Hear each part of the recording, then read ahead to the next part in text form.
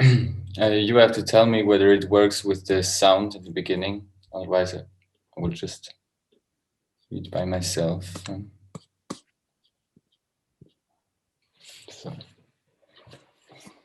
So my house is in China, in the Dongfeng Yun town, Yunnan province, and it's actually,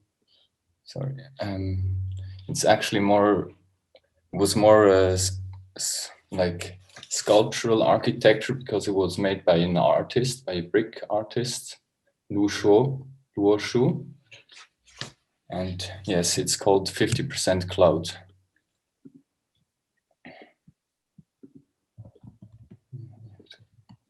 Minimize that. Yes. Before you start, Christoph, is there any way you can make your text a little bigger so we can... This one on the left? Yeah. Let me check. Yeah, even that's better so we can follow. All right. Thank you.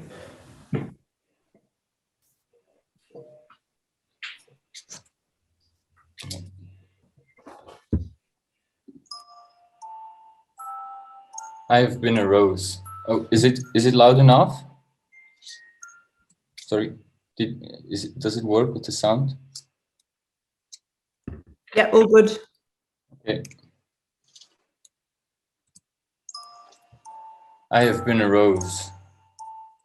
To some, it might be the most dispensable, most ungrateful of senses. I shall name it the noblest of all. People walk by me, deceived by the looks, treat me as if I were just a pile of rocks, stuck to the gravitational forces of the earth, with no history of smell, and such of no memory worth remembering. Emotionless, motionless, and of no real color. The idea of being a deodorized and somnic object, lacking of life and luster, destabilizes me, deserts my sense of humor, leaves me fully dried out. I'm more than a bright white light, and the awkward smell of cleanliness. I don't believe in a sterile system of knowledge, divorced from bodily experience. If the given only gives itself through language, tell me what your ontologies smell like.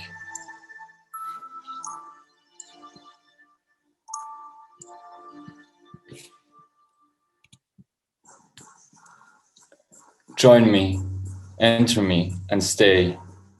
Come and anoint my sentence with nard or valerian. Let me distribute you by the fire burning inside of me. I will guide you to the table. Smell is not like touch. As placed accordingly, your presence makes my walls all wet, for scent was a brother of breath. Let me soak up all your emotions, feelings, and stories. To one, a fragrance from death to death, to the other, a fragrance from life to life.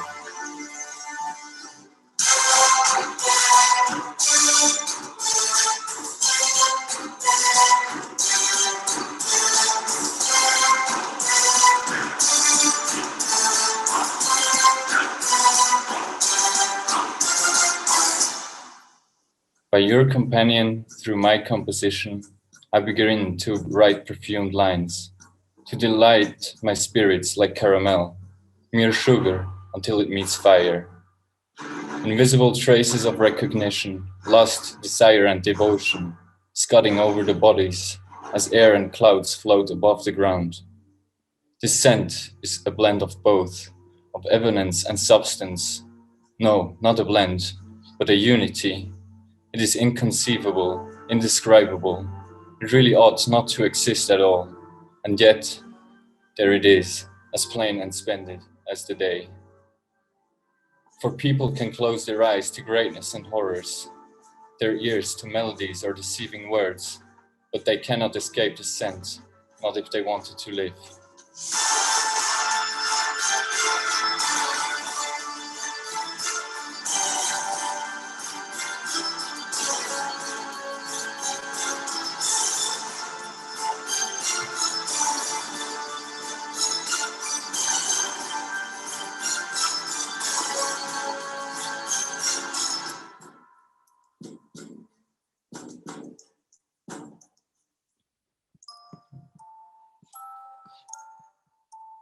However, once emitted, whether foul or graceful, the odor is a fall towards the repugnant bottom.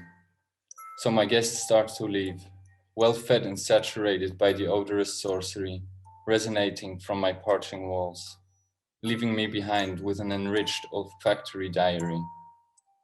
Colors begin to vanish, become mere grayscale abstractions.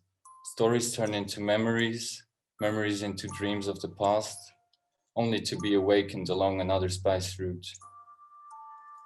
As saline spirits or volatile iodine, the wind carries everything back towards submerged phantoms.